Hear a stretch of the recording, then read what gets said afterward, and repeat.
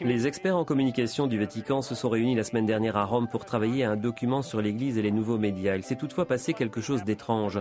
Suite aux nombreuses critiques concernant la première mouture, il a été décidé de tout recommencer depuis le début. Aujourd'hui, dans Chronique du Vatican, nous parlerons de comment naissent les documents et comment il peut leur arriver de ne pas aboutir. Je suis John Tevis, rédacteur en chef au Catholic News Service de Rome. Et moi, je suis Carole Glatz, correspondante du CNS à Rome. Ce qui s'est passé au Conseil pontifical pour les communications sociales est un peu inhabituel.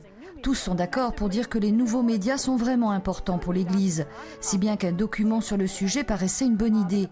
Mais les participants à la rencontre au Vatican n'ont pas apprécié le langage vaticanais, une sorte de langage ecclésial bureaucratique, plutôt soporifique, utilisé dans la première mouture du document.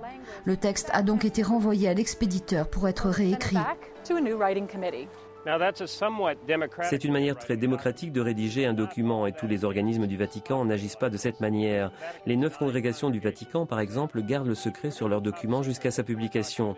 Il y a une consultation, mais de type confidentiel. Et il arrive que ces documents mettent des années à voir le jour. Pour donner un exemple, le Vatican a mis près de 10 ans à sortir le document où il est déconseillé aux personnes homosexuelles d'être ordonnées prêtres. Et sur cette question, le débat interne a été intense alors qu'il y a eu très peu de débats à l'extérieur.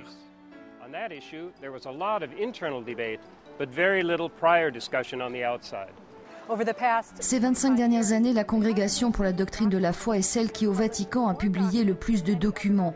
Et c'est à elle que revient la tâche de revoir tout document concernant les questions doctrinales. Néanmoins, bien qu'elle n'ait aucun pouvoir de veto, elle a un poids considérable et peut, dans certaines occasions, obliger à réécrire un document. Les documents du pape ne sont pas évalués de la même manière, mais quand il travaille à des encycliques ou à des textes particulièrement importants, le pape lui aussi se consulte avec les dicastères du Vatican ou avec des experts. Il est évidemment libre de ne pas écouter les conseils, et certains pensent que c'est ce qu'il a fait il y a 2 ans lorsqu'il a libéralisé l'usage de la messe préconciliaire. Ce document était un motu proprio, qui en latin veut dire de son propre chef. Et le pape en a publié plusieurs sur les règles du conclave, sur les traditionalistes catholiques et d'autres questions. Le pape a par ailleurs écrit des dizaines de lettres sur des questions comme la politique économique, la musique liturgique et l'Église en Chine, qui ont atteint leur cible, mais sans avoir le même poids ou la même autorité qu'une encyclique.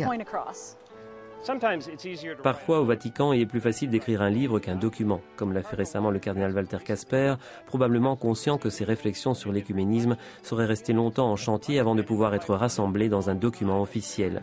Benoît XVI lui-même a préféré publier ses réflexions sur Jésus de Nazareth, non sous forme de document papal, mais sous forme de livre, devenu rapidement un best-seller. I'm John Tevis. And I'm Carol Glatz, Catholic News Service.